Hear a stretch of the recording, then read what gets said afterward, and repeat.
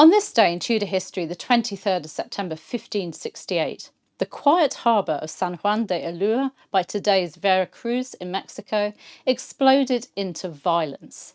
Spanish warships closed in, cannon thundered, and two future titans of Elizabethan sea power, John Hawkins and his young kinsman Francis Drake, barely escaped with their lives.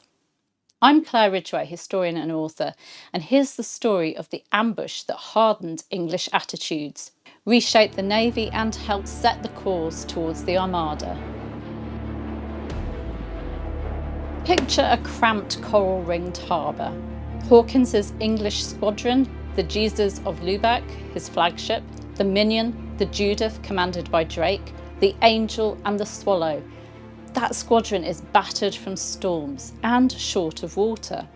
They'd been trading along the Spanish Main, activity the Spanish crown strictly forbade to foreigners, but which local officials often tolerated.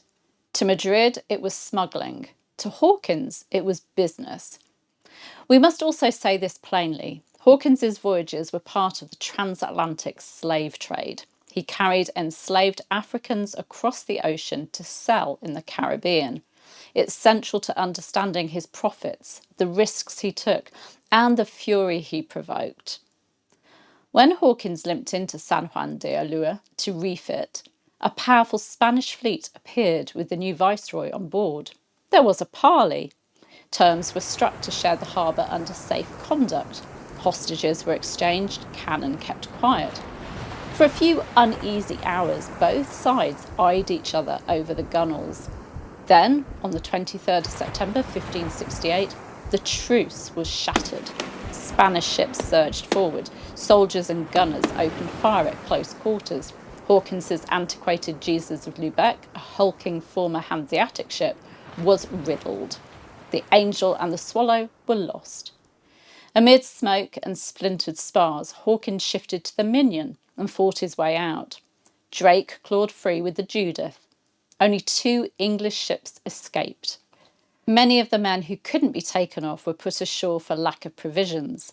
A number were later captured. Some ended up in prisons and before the Inquisition. Their harrowing testimonies survive in later collections of voyages in England. This became the treachery of San Juan de Ulúa, a broken agreement and a surprise attack. In Spain, officials insisted they defended royal law against piratas, pirates, who smuggled, trafficked people and undermined imperial control. 2 empires, 2 different narratives. What both sides agreed on was that the fight left scars. Drake and Hawkins never forgot and never forgave.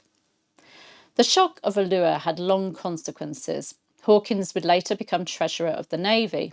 Drawing lessons from that cramped, brutal harbour fight, he pushed through reforms and race-built galleons, lower, faster, more manoeuvrable ships that, a generation later, ran circles around the old-style Spanish galleons in 1588. Drake, hardened by Ulúa, leaned into a career of audacious raids and ocean-ranging expeditions that targeted Spanish wealth and prestige. Politically, the battle deepened mistrust and helped lock in the Anglo-Spanish rivalry that defined the later Elizabethan age. San Juan de Ulúa wasn't just a harbour skirmish. It was a hinge moment where competing imperial systems clashed. Monopoly versus interlopers. Catholic Spain versus Protestant England. And where moral choices, not least the slave trade, sat at the heart of policy and profit. Out of that chaos came a new English naval vision and the men who would wield it. If you enjoyed this On This Day Dive, then please do like, subscribe and ring the bell. I'll see you tomorrow for more Tudor history. Bye bye.